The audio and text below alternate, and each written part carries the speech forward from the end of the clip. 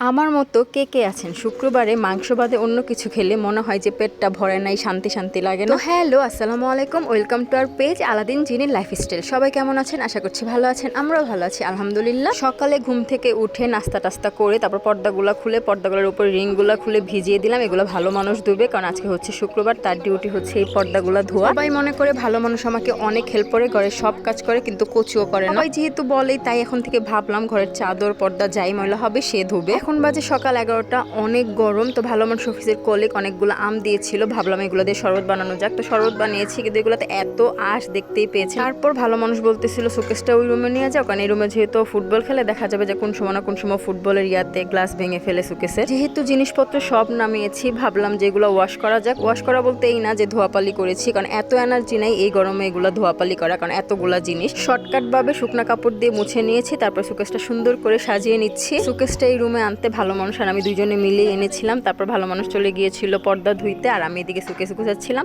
আর এদিকে দেখবেন তুড়ি মেরেই আমার সুকেস গুছানো শেষ। জীবনটা এত ভিডিও এডিটের মতো সহজ না যে তুড়ি মেরেই সবকিছু হয়ে যাবে। সবকিছুর জন্যই কষ্ট করতে হয়, বলে না কষ্ট না করলে কেষ্ট মিলে না।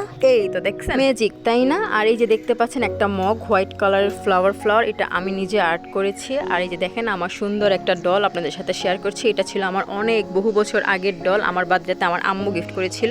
যেহেতু বার্থডেটা কয়দিন আগে গিয়েছে, ভাবলাম আপনাদের সাথে শেয়ার করা যায়। যেটা বলছিলাম, শুক্রবারে মাংস বাদে অন্য কিছু রান্না করলে মনেই হয় না পেট ভরেছে। তো আপনারা কি পাঁচফোড়ন দিয়ে কলমি শাক ভাজি খেয়েছেন? আমার আম্মু করতো কলমি শাক আর পুঁই শাক, মানে বেশিরভাগই দেখা যায় তো এমনিই করতো, মাঝে মধ্যে পাঁচফোড়ন দিয়ে করতো। তাই ভাবলাম কলমি শাকটা যেহেতু ইদানিং বেশি খাওয়া হচ্ছে আর সবসময় এমনিতেই খাই, আজকে একটু পাঁচফোড়ন দিয়ে করি আম্মুর স্টাইলে। খেয়ে দেখবেন সুন্দর একটা ফ্লেভার আসে পাঁচফোড়নের, আমার তো অনেক ভালো লাগে। এই তো আমার কলমি শাক ভাজি শেষ। রসুন পেঁয়াজ পাঁচফোড়ন দিয়ে ভাজি করে নিয়েছি কলমি শাকটা। আর কলমি শাকটা আগে লবণ দিয়ে ভাপ দিয়ে নিয়েছি কাঁচামরিচ দিয়ে, সাথে ছিল ডিম ভুনা, কারণ আজকে শুক্রবারে তেমন কিছু বাজার ছিল না, কালকে বাজার করা হবে। তাই ভাবলাম যা আছে তাই দিয়ে চালানো যায়। তারা বাবা ছেলে দুপুরে খাওয়া দাওয়া করে ঘুম, আর আমি এদিকে রেডি হয়ে ভিডিও করে নিচ্ছি। একটু পরে যাব বাইরে ফুচকা খাওয়ার জন্য। ফুচকা খাওয়ার ভিডিওটা হয়তো অলরেডি আপনারা দেখে ফেলেছেন, তারপর এখানে একটু ক্লিপ শেয়ার করে দিব। এখন তাদের বাবা ছেলেকে ডাক দিব। আর সবচেয়ে মজার ব্যাপার একটা শেয়ার করি, কালকে রাতে ভালো মানুষকে বলছিলাম ফুচকা খেতে নিয়ে যাওয়ার জন্য, এইটা আবার পাপাইটা শুনতে পেয়েছে। দুপুরে ঘুমাতে যে 3বার উঠেছে, উঠে বলে ফুচকা যাবো। সে ভাবছিল যে আমরা মনে ফুচকা খেয়ে চলে আসছি, ওকে নেই, তাকে আবার ফিরতে ঘুম পাড়ানো হয়েছে। আপনারা যদি আমার আগের ভিডিও দেখেন তো দেখতে পারবেন পাপাটা কিন্তু ফুচকা খায় না, শুধু ফুচকার যে শেলটা ওইটা খায়। এইবার মাশাল্লাহ দিলে ফুচকাও খেয়েছে। আর এদিকে তার বাবা অর্ডার করেছিল চটপটি, কিন্তু তার চটপটিটা অনেক মজা ছিল। আমি কখনো চটপটি খাওয়া হয় না, সবসময় ফুচকা খাই, কারণ ফুচকা আমার ফেভারিট।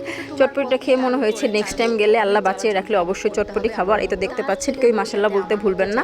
হ্যাঁ, তো ফুচকা খেতে পারে। এই প্রথম আমার পাপাইটা এত মজা করে ফুচকা খেয়েছে মাশাল্লাহ। আর এদিকে ভালো মানুষ আমার ফুচকা প্লেটে ভাগ বসাচ্ছে, যদিও আমিও তার চটপটিতে ভাগ বসিয়েছিলাম। তো মিলেমিশে খাওয়ার মজাই আলাদা। তো আজকের মতো এতটুকুই। সবাই ভালো থাকবেন, সবাই আমাদের জন্য দোয়া করবেন। আপনাদের জন্য অনেক অনেক দোয়া রইল। আল্লাহ হাফেজ, আসসালামু আলাইকুম।